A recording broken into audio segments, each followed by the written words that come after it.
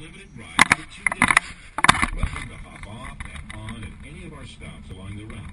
So make sure not to lose your ticket. Ticket controls do happen, and you must at all times be able to present a valid ticket. A bus departs every 30 minutes from all the stops. The latest reboarding hour is around 3 o'clock to serve the many hotels. We want to make sure no one is left behind. This is a safety message, so please pay attention. You're sitting 13 feet up in the air, and during the tour, we're passing below low obstacles such as trees, bridges, wires, and other items. So please pay attention at all times. Please keep bodyguards inside the bus, and do not stand up at any time while the vehicle is in motion. It's for your own safety and others life. Thank you, and enjoy your tour with Open Top Sightseeing.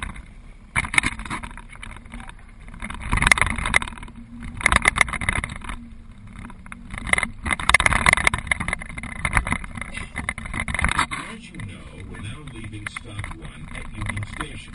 Union Station goes back to 1907. The beautiful full-arch building and was restored. The hotel is a replica of Philadelphia's Liberty, but twice as big. It was built in the United States in 1981 in celebration of the nation's bicentennial.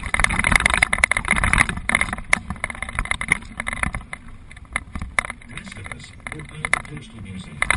It's a pretty Smithsonian museum and designed by Daniel Bruin II. It was constructed in 1914 and served as the Washington, D.C. post office from 1914 through 1986. The museum occupies 75,000 square feet of the building, with 23,000 square feet devoted to exhibition space. The museum also houses a 6,000 square foot research library, a stamp store, and a museum shop. Christopher Columbus, or at least a 15-foot statue, is standing on our left, facing the Capitol. The figures on his side represent the New and the Old World, and the 3 flagpoles represent his ships. Columbus Circle is ringed by flags of each of the 50 U.S. states in order of admission to the Union, plus the flags of the U.S. territories and the District of Columbia.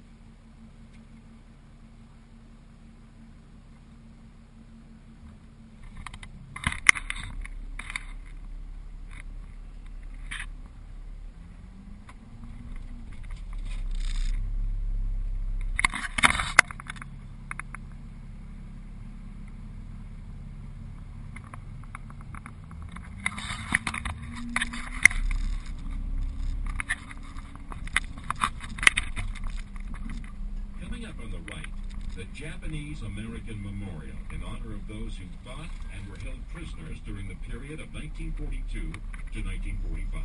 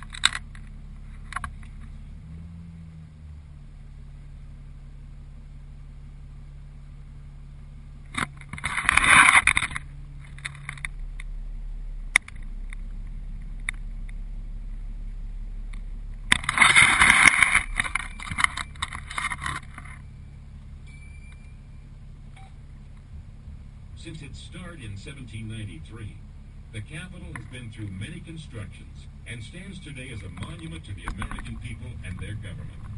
The crowning feature of the Capitol building is a bronze statue of freedom, triumphant in war and peace. The bronze statue stands 19 feet 6 inches tall and weighs approximately 13,000 pounds and is the tallest statue of Washington. Freedom is higher than anything else. Besides its active use by Congress, the Capitol building is also a museum of American art and history, and between 3 and 5 million people visit here yearly.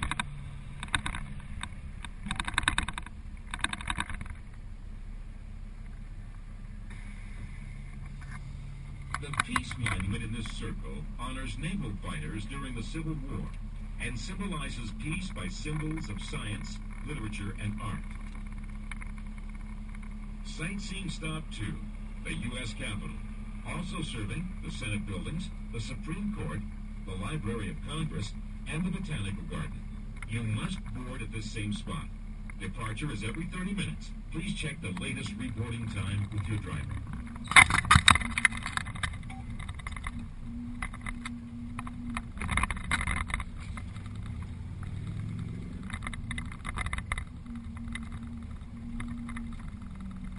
We'll ride on, and so did former President and Civil War hero Ulysses Grant, whose memorial is on our left.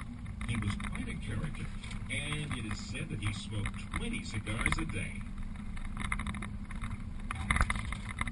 We should have a fantastic view of the National Mall and the Memorial Parks that contain some of the oldest protected parklands in the National Park Service.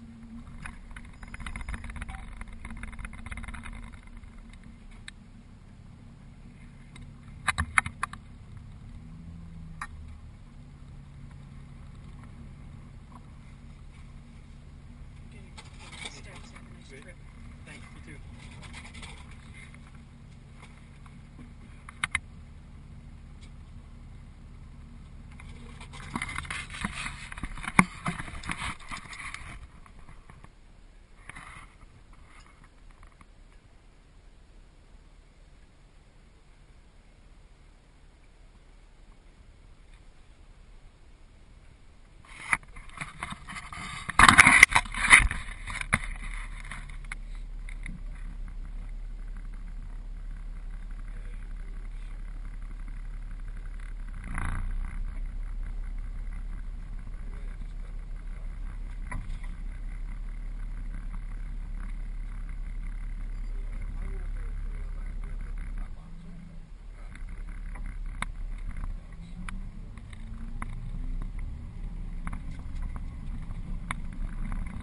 Coming.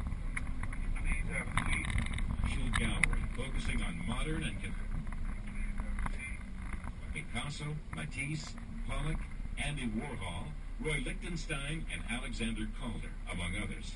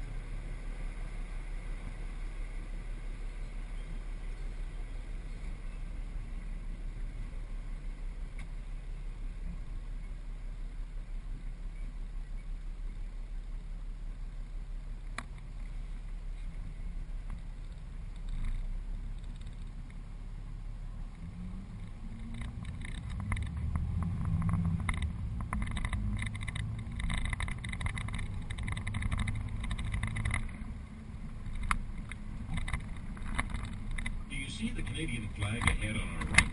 The Canadian Embassy showcases aspects of Canada's artistic and cultural heritage, including the performing arts, literature, film, video, and television, and a 175-seat theater. Next to the Canadian Embassy, you'll find the museum. It is a 250,000 square foot big museum featuring 7 levels of galleries, theaters, retail space, and visitor services. It is the world's most interactive museum and offers a unique environment that takes its visitors behind the scenes to experience how and why news is made. And you'll come away with a better understanding of news and the important role it plays in all of our lives.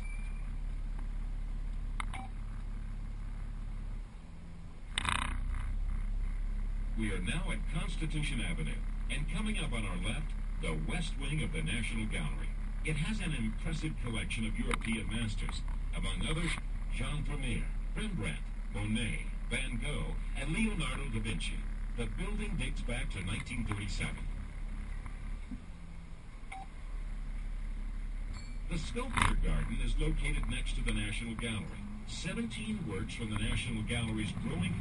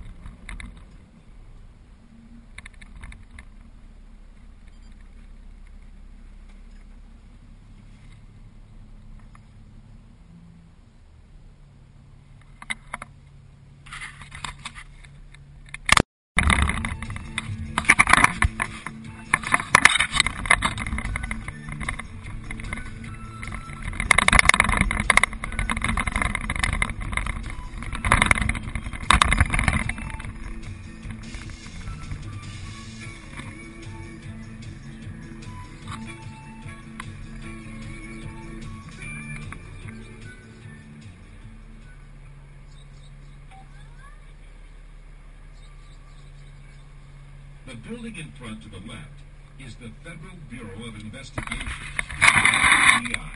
It's their mission to uphold the law and protect the United States from foreign intelligence and terrorist activities. The Spy Museum is located on the corner of 9th and F Streets.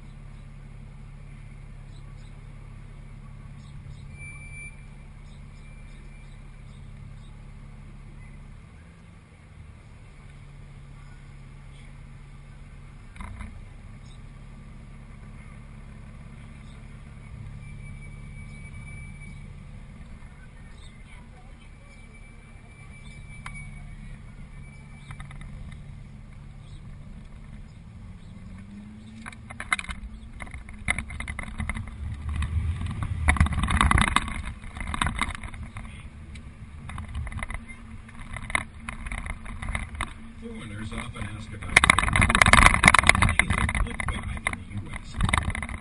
Hotel May, containing a feature room, $2 per day. Hotel porters taking care of your luggage, $1 a piece. Taxi drivers, 10%. Restaurant, minimum of 15% and 20% if you receive good service. And sightseeing folks appreciate tips. Thank you.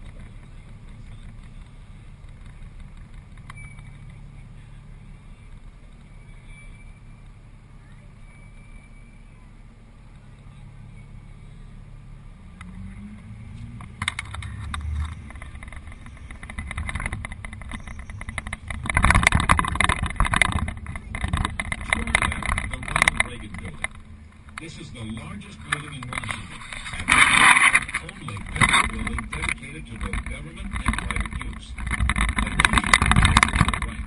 I see Pennsylvania Avenue grow to a ceremonial avenue of great power.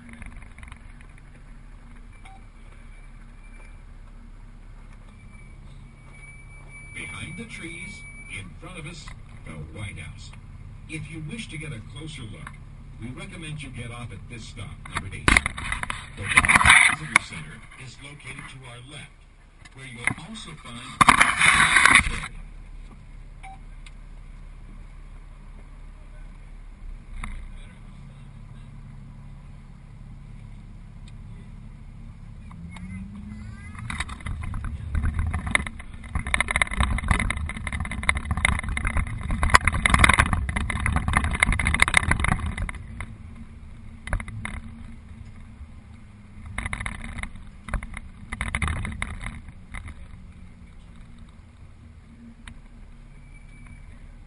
Sightseeing Stop 8, the White House. Also serving the National Aquarium, the White House Visitor Center, the Ronald Reagan Building. This is a safety message, so please pay attention. You're sitting 13 feet up in the air, and during the tour, we're passing below low obstacles such as trees, bridges, wires, and other items. So please pay attention at all times. Please keep body parts inside the bus, and do not stand up at any time while the vehicle is in motion. It's for your own safety, and it is the law.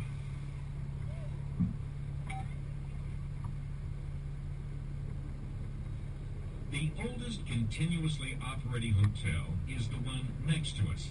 The Hotel Washington opened its doors in 1918. The statue in front of the Treasury Building, in front of us to the right, is the man on the $10 bill, also known as First Treasury Secretary Alexander Hamilton. In case of an attack on the city, the basement of the Pine Creek Revival Building was prepared for Abraham Lincoln and his men during the Civil War.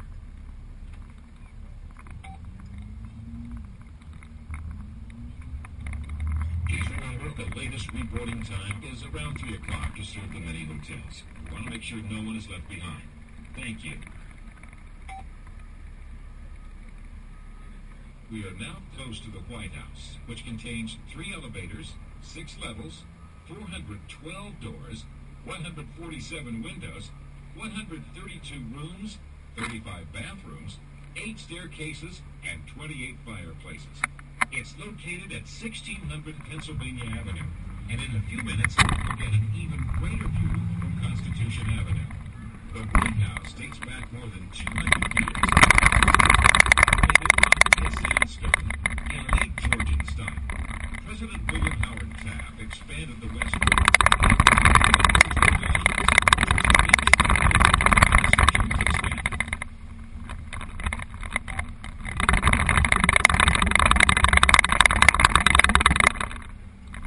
The tall obelisk is the Washington Monument. It's one of the older monuments in Washington and honors the first president of the United States. With its 555 feet, 5 1/8 inch, it is the tallest monument. It was also the tallest building in the world until 1889, when the French finished the Eiffel Tower in Paris. The cornerstone was laid on July 4, 1848. In 1854, construction ran out of donations, and the project was put on hold for 25 years until 1879.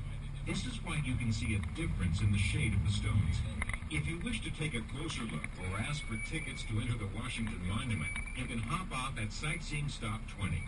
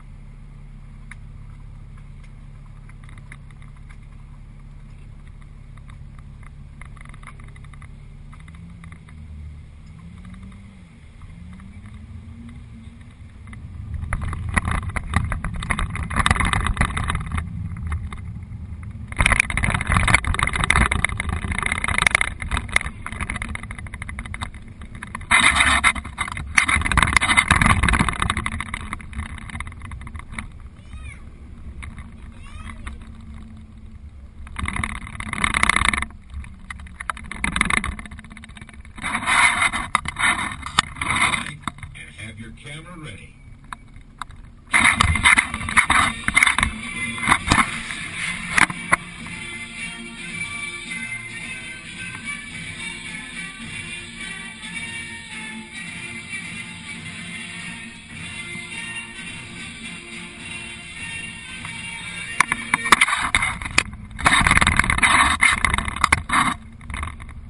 The flaming sword coming up on our right is a Constitution War II.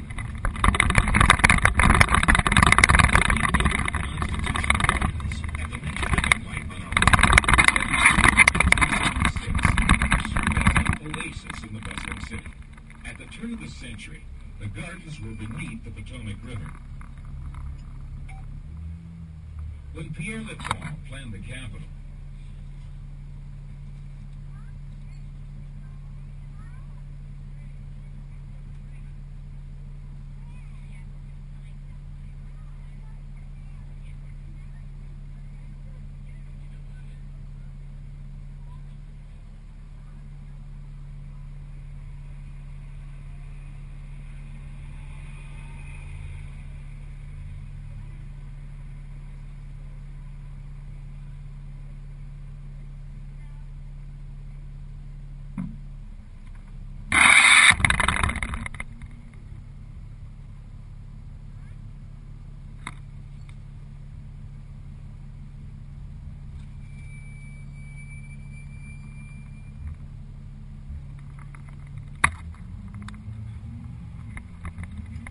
one of his ideas was canal for heavy goods. And the little old house coming up on our left corner as we turn right was the lockkeeper's house.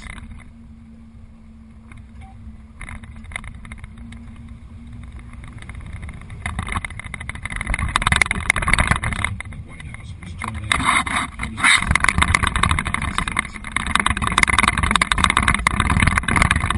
Each president has made their own addition and changes to the house. And most presidents have added more and more to the White House. And it is said that because the president and his family were living there, it has often gone too fast. And therefore, a big renovation was necessary during Harry Truman's presidency. He and his family mostly lived in the Blair House, which is the big building coming up on the right. Since Harry Truman moved out, there hasn't been too many alterations, except the jogging track during the Clinton period and outdoor pooling and the bowling alley during Nixon.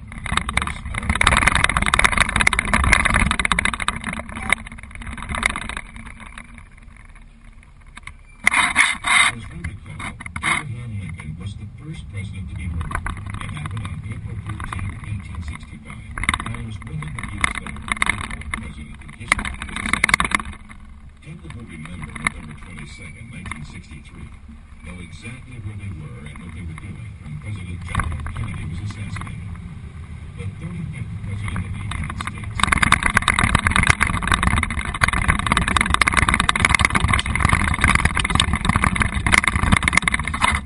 Representatives from more than 90 countries attended the state funeral on Monday, November 21st. After the funeral service at St. Matthew's Cathedral, the late president was laid to rest at Arlington National Cemetery in Virginia, where Mrs. Kennedy expressed a desire to mark the president's grave with an eternal flame. We'll look closer to Arlington Cemetery later on this tour.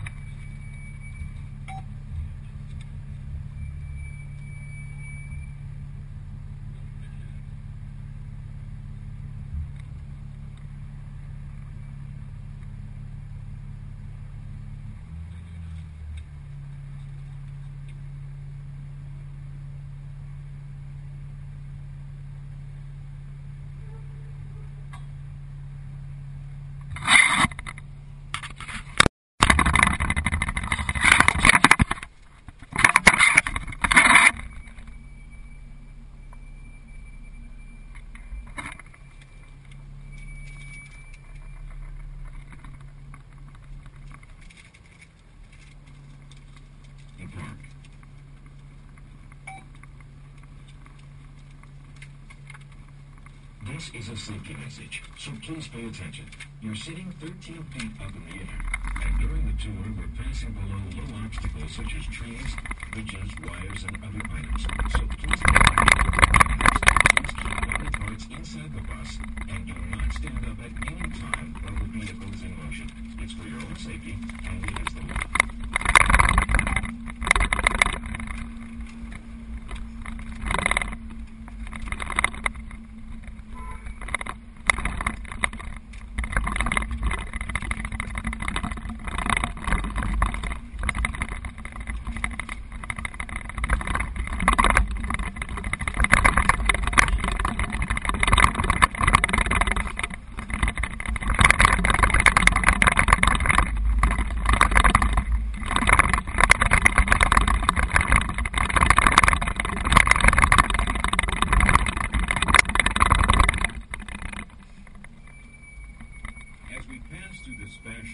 Expensive neighborhood, it's time to hear some dry and perhaps necessary facts.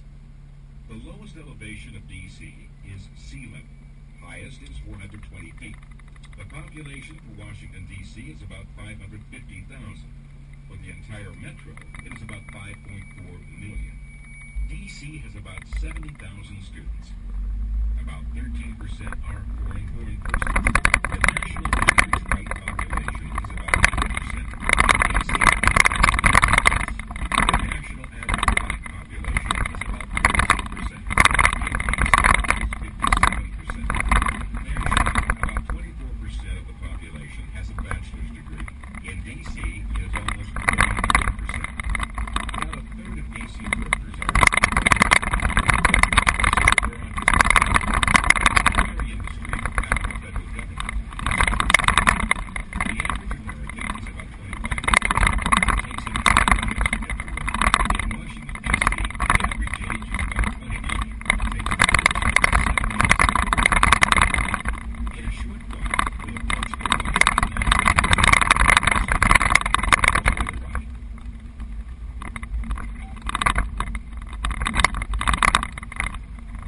Once again, time for a safety message.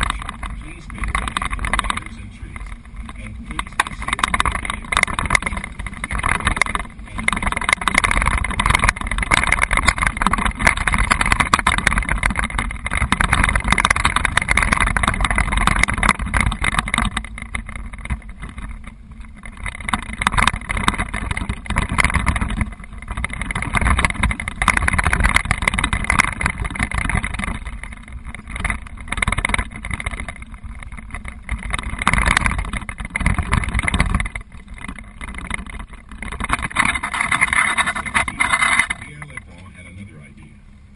your church and open to all.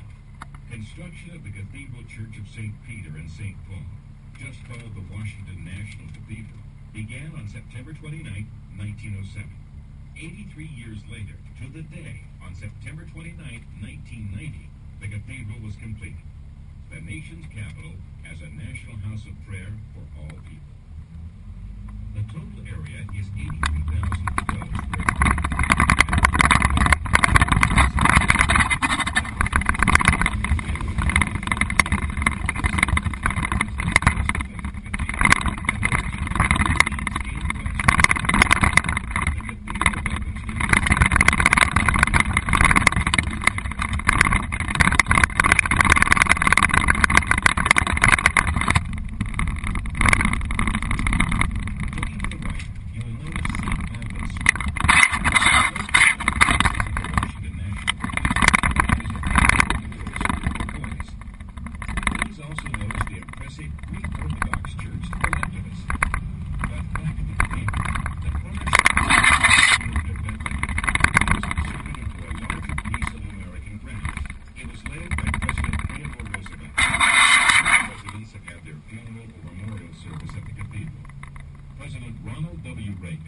State funeral on June 11, 2004, and the service for President Gerald R. Ford was held on January 2, 2007. Not only presidents, but also other high-profile events and persons are related to the cathedral. On March 31, 1968, Reverend Dr. Martin Luther King Jr. preached his last Sunday sermon at the cathedral. 5 days later, a memorial service was held for Martin Luther King Day. The cathedral is open to the public, and we strongly recommend you to pay this attraction a visit. There are a number of different tours to choose from. Guided tours of the cathedral are offered most weeks, Monday through Friday, 10 to 11:30 a.m. and 12:45 to 3:30 p.m. On Saturday, 10 to 11:30 a.m. and 12:45 to 3:30 p.m. except during special events. The cathedral is open 12:45 to 2:30 p.m. The cathedral asks $2 per adult, $2 per senior citizen, and $1 per child for guided tours. Tours meet at the Dawson Station at the west end of the nave, main level, just inside the main doors. Tours are sometimes not available due to special services or programs.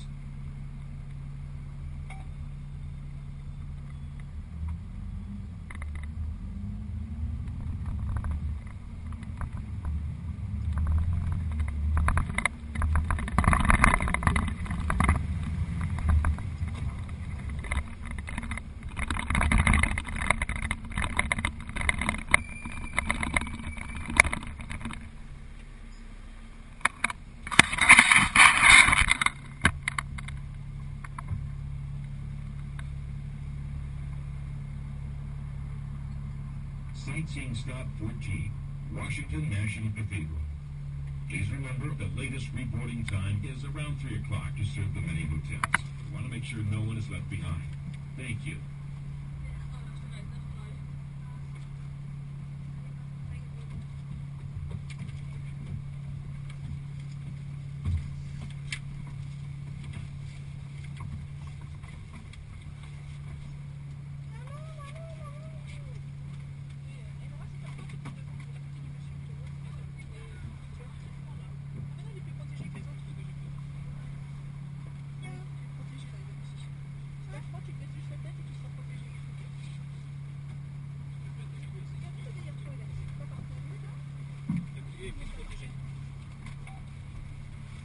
As we continue our tour driving around the cathedral, please be seated when the vehicle is in motion and watch for trees, wires, and other obstacles. Thank you.